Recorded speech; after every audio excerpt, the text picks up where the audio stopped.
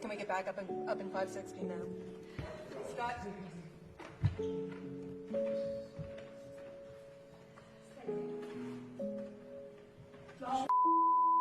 Almost 5 years since the murder of Nyteisha Latimore and the disappearance of her little son, Nylo. Now, she was found dead near the Purple People Bridge, and Nylo, he has been seen and is presumed dead. Investigators believe Deshawn Brown was the man who tossed the child's body into the river. Now, Brown recently pleaded guilty to the murders of both of them and was sentenced to life in prison.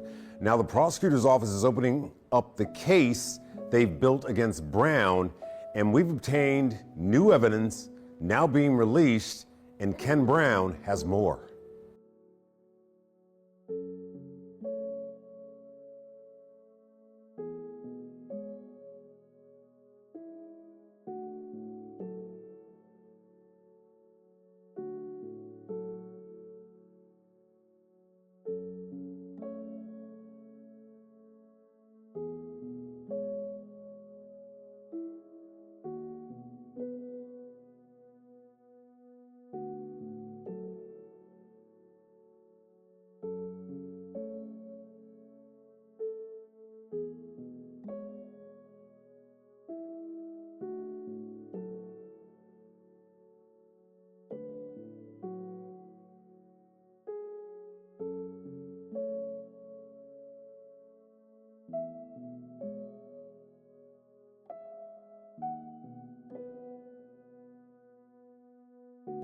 Cincinnati 911, what is the address of your emergency?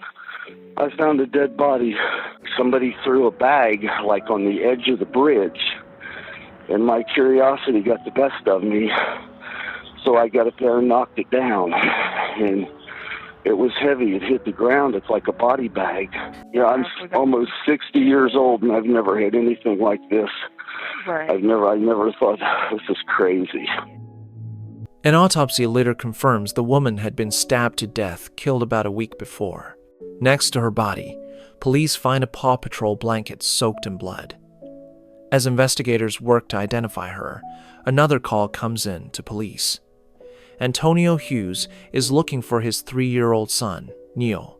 He hasn't seen him since December 4th. He can't reach his ex either, 29-year-old Nyteisha Latimore.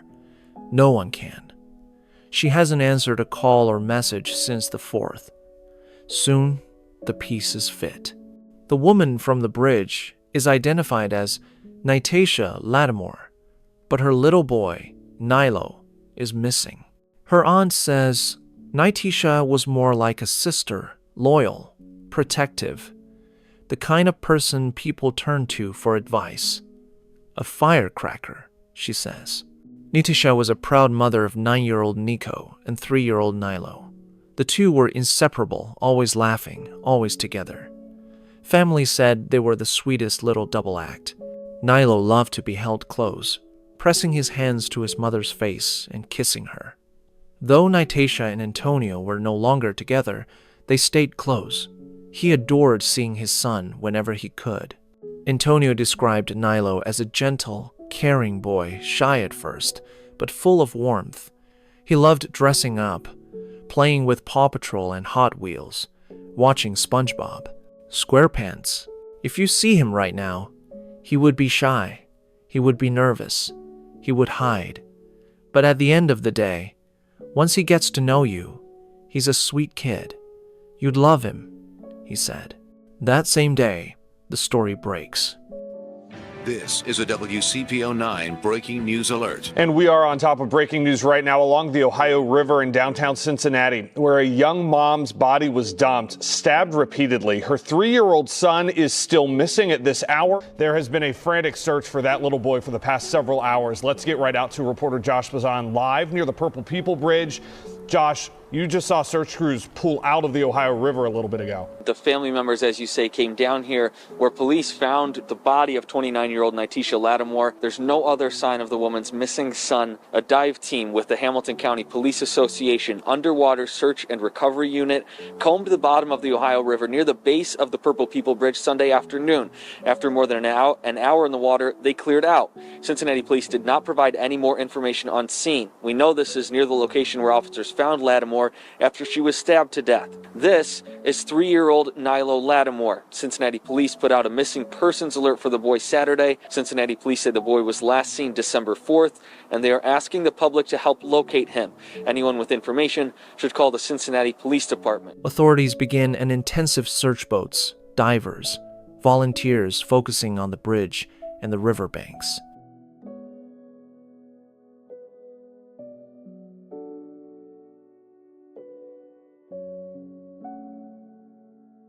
Online, number Find Nylo starts trending. People across the city can't stop thinking about the little boy. Neighbors, strangers, parents, everyone wants to help. It's been the only thing on my mind since I found out, and my wife and I have both lost a couple of nights of sleep. Chad Hagler lives in the same building as 3-year-old Nylo Latimore, who he says is always smiling, always happy. Energetic, full of life. He's a sweetheart. He's a sweetheart. My main concern right now is that the little boy is somehow found safe. While also processing the unthinkable.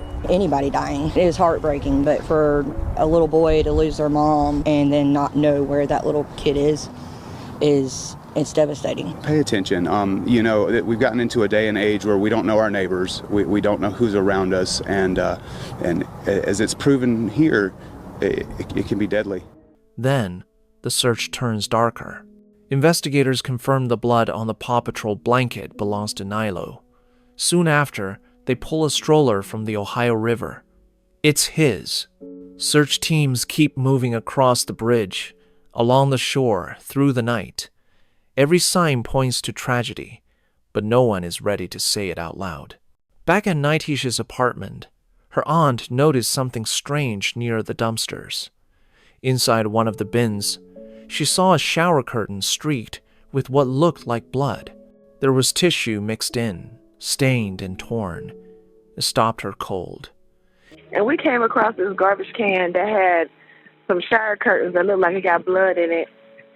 And we just want to have a police officer come out here and look at this because it looks like it got tissue in it. Neighbors said they heard screams on the night of December 5th.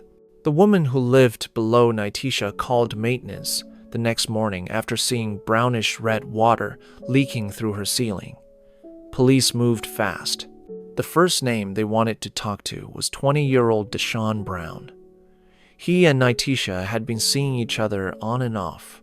He already had a record and assault charge earlier that year, plus prior offenses for falsification and obstruction. Now, he was at the center of something much darker. While the search for Nylo continued, detectives worked to find a motive. It didn't take long for one of Deshawn's friends to give them one. Police have arrested 20-year-old Deshawn Brown for murder in that situation. Montgomery County court records show Brown is from Trotwood and was on probation for a misdemeanor assault charge. Montgomery County was looking for him as recently as December 3rd after he missed 2 appearances as part of that probation. When officers finally picked him up, they stayed quiet about the details at first. Then the truth began to surface. The way he'd been talking, the things he'd searched online. Deshawn Brown had been planning to kill both Nyteisha and her little boy for months. Investigators learned that during the summer, Nyteisha became pregnant with Deshawn's child, but she suffered a miscarriage. He told friends he believed she'd done it on purpose, that she'd killed the baby. He couldn't let it go. He wanted revenge. He told people he was going to make her pay, and he wasn't stopping there. He was going after Nylo too. The district attorney later held a press conference. You could hear the weight in his voice as he spoke. He said they couldn't release every detail yet. Not until trial, but what they'd uncovered was devastating. Through security, footage, phone data, online searches, and witness accounts, investigators pieced together a timeline. Little is known about what happened inside Nyteisha's apartment on December 5th. But what they do know is chilling. Deshawn stabbed her to death. Then he took her phone. He logged into her Facebook and posted as if he were her, "I love him forever, Deshawn Brown." Afterward, He hid her body under the bed and left. The next day, he came back. He took little Nylo out in his stroller, walked to the river, and threw him in. Police wouldn't say how they knew this, only that they knew Nylo was alive when it happened. Deshawn stayed away from the apartment for 5 days. During that time, his online activity told its own story. Searches for cleaning products, bridges in Cincinnati, and how to clean up blood. He even bought a body bag on eBay. December 11th, around 10 p.m., CCTV caught Deshawn dragging the body bag down the hallway of Nyteisha's apartment building. Moments later, he called an Uber. He told the driver he was moving. They stopped near the river. Deshawn tried to throw Nyteisha's body into the water, but for some reason, he didn't. He left her there, zipped inside that bag just feet from the edge. Soon after, the Hamilton County Grand Jury returned an indictment. The Hamilton County Grand Jury has just returned an indictment against Deshawn Brown for the murder of Nyteisha Latimore and Nylo Latimore. This charge that the grand jury returned includes the potential penalty of death for what he did to these two people. And I will say, I want to make an opening comment about the Cincinnati Police Department. They are stars. They really are. And people don't realize how good we have it here in Cincinnati to have this type of police force really helping us live our lives. I want to mention this too. I would be remiss if I didn't tell the public, if you know this guy or you know someone who dated him that all of a sudden disappeared, it would be very helpful to law enforcement to know that. It's very hard to believe that, at least on a personal level, this act that he committed is beyond. I do get upset about it, and I'll be honest with you, when it involves children, I do. I know you're going to be angry with me, but I can't get into specifics right now. There are things that will come out at trial. Obviously, this is going to be a trial because it's a death penalty case. He didn't want Nylo's existence traced back to him after he killed Nylo's mother.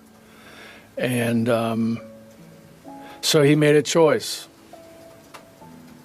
You know, he made a choice, and he decided that this little boy's life wasn't worth what he had done to the mom and going to prison for the rest of his life. And he chose to kill Nylo in an incredibly barbaric method. And I still have nightmares about this. And it's a gruesome case. I cannot even imagine what that little boy was going through. Anyway, any other questions? Yes. The room was silent. No one could speak after that. Even with the evidence stacked against him, one thing still haunted everyone: they hadn't found Nylo. Cincinnati police and dozens of volunteers refused to give up. They'd already covered more than 180 miles of river. Boats scanned the dark water. Helicopters circled overhead. Teams on horseback and K-9 units searched the banks. The current was brutal, cold, and fast.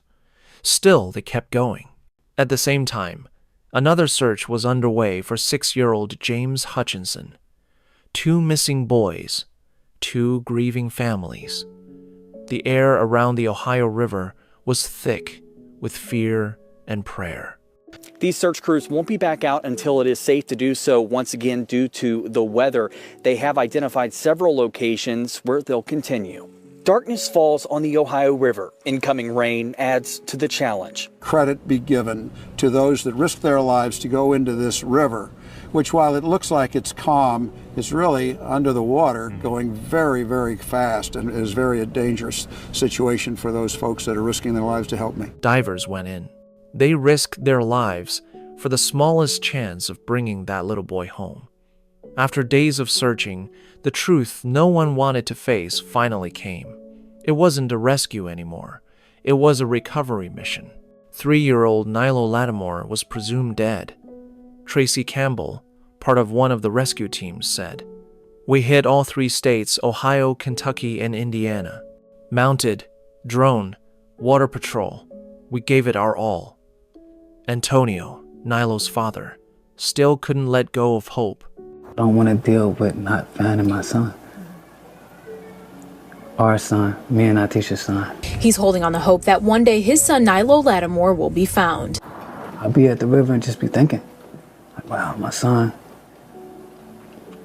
If I'm ever going to bury my son, there was no reason. No reason. There wasn't no serious reason, you know what I'm saying? Like, I feel like, you know, she trusted him.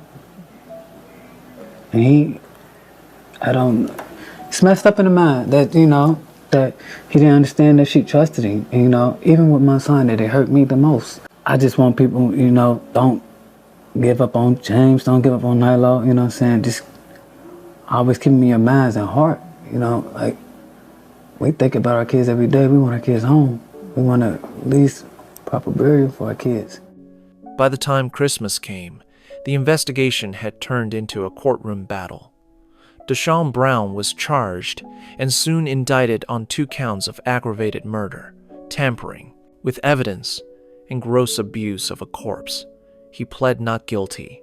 In court, his temper flared. He argued with the judge, refused to sit still, cursed at the cameras. People in here and shit, you know what I'm saying though, like you keep letting all these people in here with all these cameras and shit, perking and shit. I don't like that shit. And then that's why I ain't want to come here, that's why I refused. But y'all gonna blame it on me and try to twist it on me. Trying to twist narratives and shit. You know what I'm saying? I don't like that shit. Be cool. Keep in touch with your lawyers, keep your head about you, be cool. And we'll see you on March 11th. Thank you, Judge. Thank you, Judge. You got it. Outside the courthouse, the holidays felt hollow. It was a gray, quiet Christmas in Cincinnati. Family and friends gathered near the Purple People Bridge. They lit candles and placed a small Christmas tree beside a framed photo of Nyteisha and Nylo. Someone set down a big stuffed bear. Someone else whispered a prayer. Happy birthday, dear Nylo. On what would have been Nylo's 4th birthday, they came together again. They sang happy birthday. They shared cake. They played with his favorite toys. They laughed, then cried. It was all they could do. Deshawn had been denied bail. His defense team was fighting to keep him off death row. They claimed he wasn't mentally competent to stand trial, that his mind had been broken at the time of the murders. They said he suffered from severe bipolar disorder, one of the 4 mental illnesses listed in Ohio law that can make someone ineligible for the death penalty. The others are schizophrenia, schizoaffective disorder, and delusional disorder. But the prosecution had their own experts. Their psychologists looked at the same man and saw something different, not broken, not delusional, just evil. The psychologist took the stand.